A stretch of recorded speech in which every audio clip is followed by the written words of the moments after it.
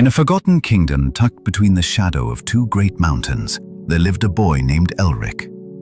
He was not a warrior, nor a prince, but the son of a blacksmith.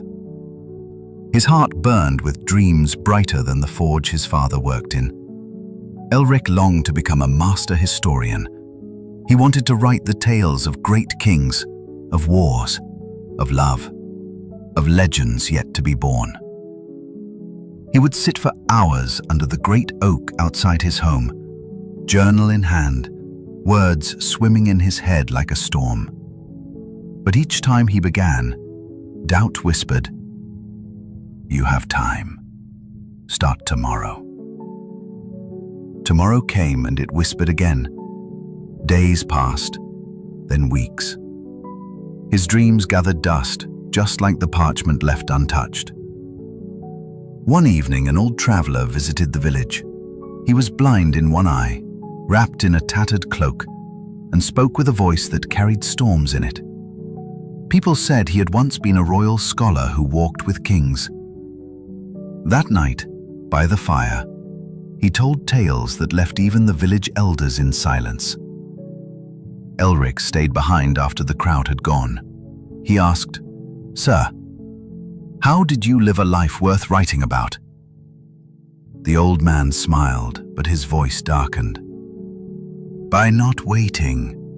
I have seen boys like you, minds full of gold, hearts full of flame, but they waste time thinking they have time." Those words struck Elric harder than any hammer on his father's anvil. That night, he didn't sleep. For the first time in months, he opened his journal and began. But the habit didn't change in a night.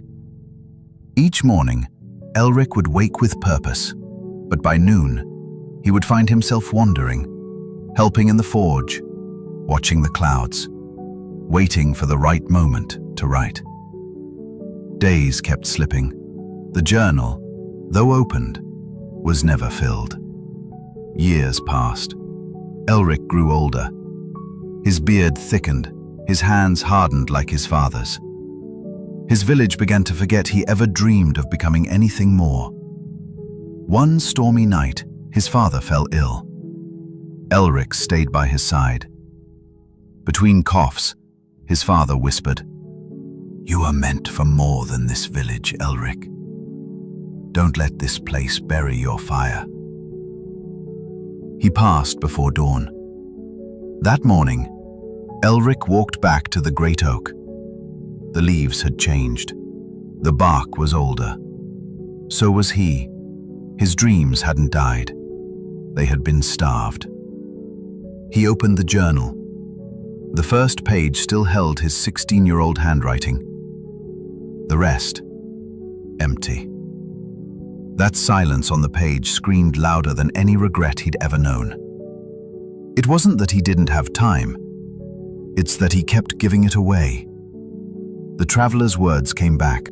His writings eventually found their way beyond the mountains, into the hands of scholars, kings, even bards who sang his name across cities he never visited.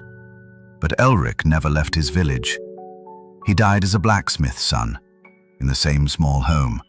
But his stories, they crossed oceans. Because at last, he stopped waiting. Listen, don't let time fool you. It's silent, it's patient, but it always wins if you do nothing. If you've been putting something off thinking there's always tomorrow, please, start now. Even if it's messy, even if it's one word, one line. Just don't die with blank pages.